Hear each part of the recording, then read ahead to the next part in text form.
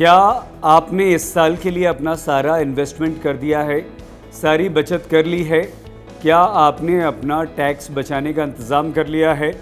ये सवाल हम इसलिए पूछ रहे हैं, अगर आपने नहीं किया है तो 31 मार्च तक का आपके पास समय है, आप अपने इन्वेस्टमेंट कर लीजिए। अब आप ये सोच रहे होंगे कि क्या हम जो अभी तक इन्वेस्टमेंट करते आ रहे हैं वही पैटर्न अपनाएं, वही फॉर्म अपनाएं, उसी तरह से हम अपनी बचत करें या आगे जाएं।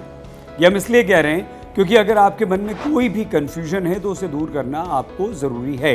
जैसे पिछले साल जब ये टैक्स प्रस्ताव आए तो सबसे ज़्यादा कंफ्यूजन लोगों को इस बात को लेकर था कि नया टैक्स स्लैब चुनना बेहतर रहेगा या पुराना, क्या अब डिडक्शन का लाभ आपको मिलेगा या नहीं।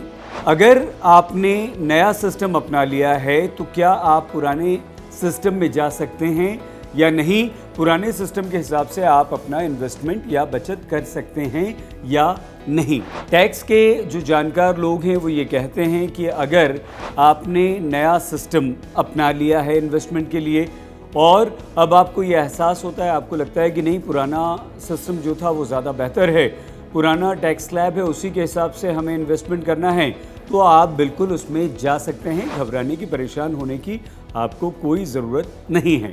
लेकिन इसमें शर्त है, और वो एक शर्त ये है कि अगर आप नौकरी पेशा हैं तो नौकरी से जो आपको इनकम हो रही है, जो आय हो रही है, उसके अलावा कोई इनकम आय आपको नहीं होनी चाहिए और व्यापार से भी कोई भी इनकम आपको नहीं होनी चाहिए, तभी आप पुराने सिस्टम में वापस जा सकते हैं। जब आप इस वित्त वर्ष के लिए अगले असेसमेंट ईयर में इनकम टैक्स रिटर्न दाखिल करेंगे उस समय आपको ये विकल्प मिलेगा। इसका मतलब सीधे सीधे ये हुआ कि इस वित्त वर्ष के लिए अगर आपके एचआर ने आपको कोई नया टैक्स स्लैब दे दिया है तो भी आप पुराने सिस्टम में जा सकते हैं, पुराने टैक्स स्लैब के हिसाब से अपनी बचत कर सकते हैं। टैक्स एक्सपर्ट्स ये बताते हैं कि किसी भी व्यक्ति के लिए अगर होम लोन उसने ले रखा है और वो होम लोन उसका चल रहा है तो उसे अपने पुराने टैक्स सिस्टम या स्लैब में रहना ही ठीक रहता है और यही ऑप्शन या विकल्प उसके लिए बेहतर रहता है। और ऐसे किसी भी व्यक्ति को, आपको और हमें अगर ये लगता है कि इस साल हमारा होम लोन नहीं है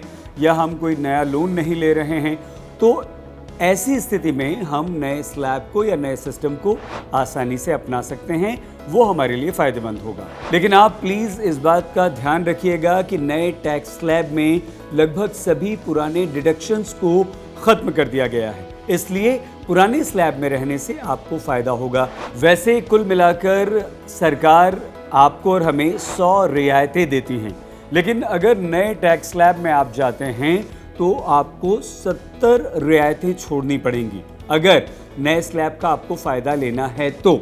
इनमें यात्रा भत्ता यानी कि एलटीए, मकान का किराया यानी कि एचआरए, मनोरंजन भत्ता, सैलरी क्लास को मिलने वाला 50,000 रुपये तक का स्टैंडर्ड डिडक्शन भी इसमें शामिल है।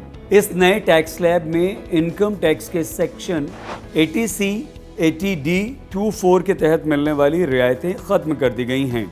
इसको अगर हम बहुत आसान शब्दों में समझें, जो टैक्स छूट का फ़ायदा हम लोग लिया करते थे वो नए टैक्स स्लैब में अब हमें नहीं मिलेंगे। इसके अलावा 80D में हमें जो हेल्थ इंश्योरेंस में टैक्स रिबेट मिला करता था वो भी अब नहीं मिलेगा, वो हमें छोड़ना होगा। अब आप सोच रहे होंगे कि अगर इतनी सारी रियायतें हमारी ख़त्म कर दी गई तो ये जो नया टैक्स स्लैब है इस बार के बजट के बाद इसमें हमें कौन कौन सी रियायतें मिलेंगी, तो आइए जल्दी से वो भी हम आपको बता देते हैं। इसमें आपको डेथ कम रिटायरमेंट बेनिफिट, पेंशन, रिटायरमेंट पर छुट्टियों के बदले कैश, 5 लाख रुपए तक वीआरएस अमाउंट, ईपीएफ फंड निकासी, शिक्षा के लिए स्कॉलरशिप पर मिली धनराशि, सार्वजनिक हित में किए गए किसी कार्य के लिए सम्मान के तौर पर मिली धनराशि, नेशनल पेंशन स्कीम के तहत छोटी अवधि वाली निकासी और मैच्योरिटी अमाउंट है। अब नई स्कीम में आपको और हमें फ़ायदा क्या है, इसके क्या फ़ायदे हैं? अगर हम इसे इस तरह समझें कि 13 लाख रुपए सालाना से कम कमाने वाले आप और हम हैं या कुछ लोग हैं तो उनके लिए फ़ायदे नहीं हैं। जो नौकरी पेशा लोग हैं, सैलरीड क्लास है, उन लोगों को अभी भी 50,000 रुपये का स्टैंडर्ड डिडक्शन तो मिलता ही है। इसके अलावा सैलरीड लोगों को एचआरए भी मिलता है और एलटीए भी मिलता है। ऐसे लोगों को जिनको ऑलरेडी ये फ़ायदे मिल रहे हैं, अगर उन्होंने नई व्यवस्था को अपना लिया तो उन्हें पीएफ में अपने योगदान, बच्चों की ट्यूशन फीस, बीमा प्रीमियम, होम लोन आदि पर मिलने वाले लाभ नहीं मिलेंगे।